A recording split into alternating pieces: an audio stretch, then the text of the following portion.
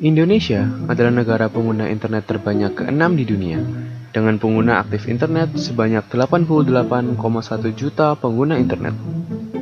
Selain itu, Indonesia juga pengguna Facebook terbanyak keempat di dunia setelah USA, India, dan Brazil.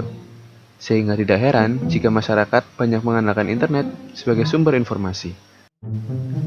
Sayangnya, karena kebebasan di internet, cukup banyak hoaks yang tersebar dengan cepat di sekitar kita. Apa itu hoaks? Hoaks adalah informasi palsu yang dibuat untuk dipercayai secara luas sebagai fakta. Intinya, hoaks adalah kebohongan. Hoaks didesain untuk menyebar dan menjadi viral. Misalnya, hoaks menyebar melalui email, status atau tweet media sosial, artikel di web, dan juga broadcast message pada aplikasi chat.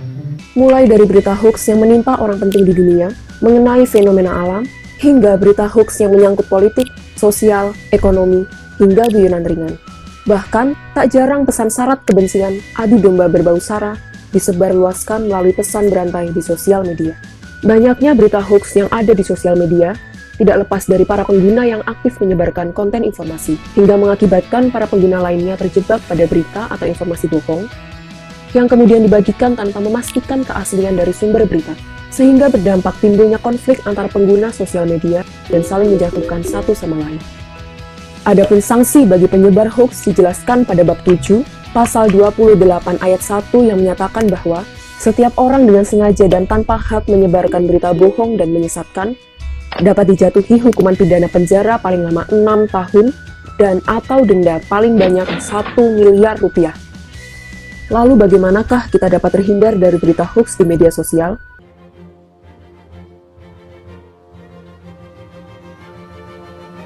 Pulsa 200.000 dan kuota 75 GB untuk dosen, guru, siswa, mahasiswa selama pandemi. Bener nggak ini ya?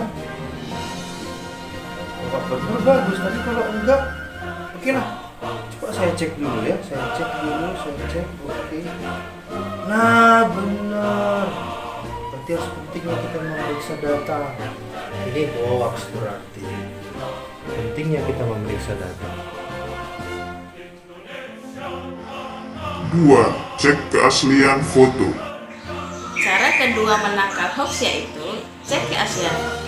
Untuk mengecek keaslian foto, bandingkan foto dengan fitur drag and drop di Google Image.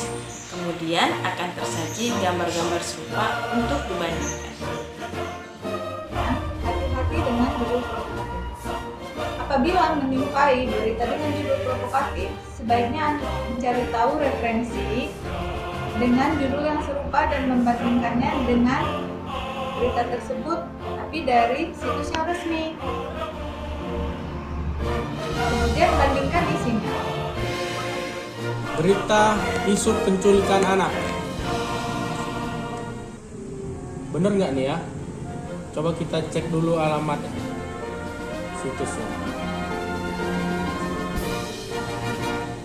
Kapolri Jenderal Tito Karnavian mengatakan pesan singkat berantai dunia maya penculikan anak tidak benar atau hoax. Ingat, sebelum menyebarkan berita, cermati alamat situsnya.